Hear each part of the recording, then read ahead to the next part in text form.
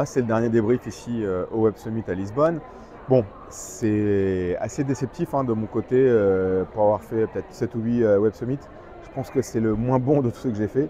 Alors je ne sais pas si c'est pas l'impact justement des problèmes liés à Paddy Cosgrave, son tweet et le fait que beaucoup de grandes corporates aient annulé leur venue et j'imagine que certains speakers, parce que sur les conférences le niveau était à mon sens assez faible et peu inspirant. Vraiment peu de retours d'expérience, de cas d'usage pratique et autres, et c'est dommage ici.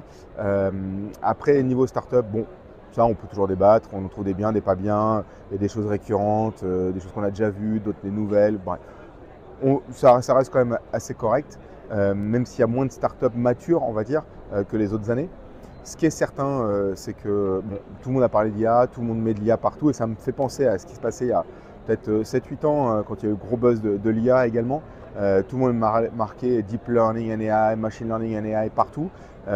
Beaucoup de bullshit malgré tout, parce que même sur les startups, derrière, quand on va creuser un petit peu, il n'y a pas grand-chose de concret. Alors, pas toutes, évidemment, mais certaines, il n'y a vraiment rien du tout. Il n'y a même pas de site web opérationnel, ou je pense même à des startups qui proposent des solutions de texte ou vidéo. Ils ont une vidéo sur leur site, elle est horrible. Bon, on se pose vraiment des questions sur leur capacité à ne pas survendre, en tout cas leurs compétences sur le sujet. Ici aussi, ce qui est certain, c'est que la mobilité est complètement absente. Autant il y a quelques années, on avait beaucoup de choses sur les e-VTOL, les voitures volantes, la mobilité douce, les voitures autonomes, voitures électriques, les batteries, ainsi de suite. Là, quasiment zéro conférence, à part une de Volocopter cet après-midi. Des startups quasiment inexistantes, à part peut-être sur la batterie et l'énergie. D'ailleurs, Shell présent ici, ça fait bizarre. Ils viennent promouvoir une énergie verte avec des solutions des startups qui y travaillent.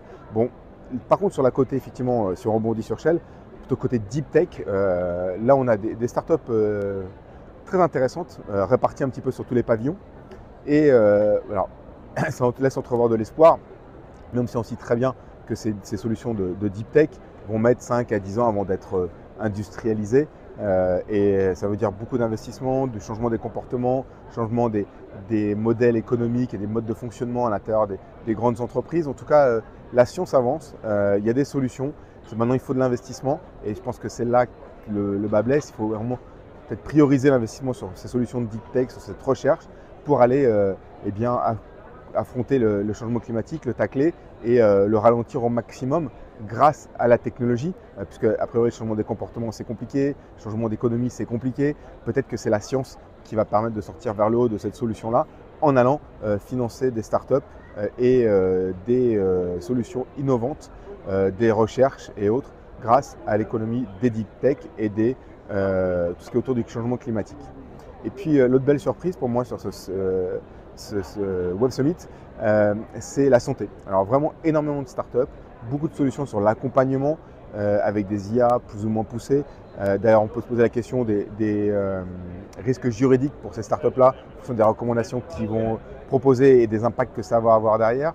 Et aussi des choses assez bluffantes, aussi bien sur la recherche pure, la culture, les cultures de bactéries, l'analyse génétique, la génomique, voilà. Et puis voilà, donc la biologie de synthèse est en train de prendre le monde à bras le corps pour qu'on vive plus longtemps, en meilleure santé.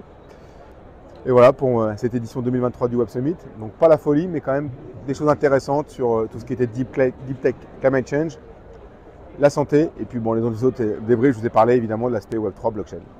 Allez, on se dit à bientôt, n'oubliez pas de vous abonner. Ciao.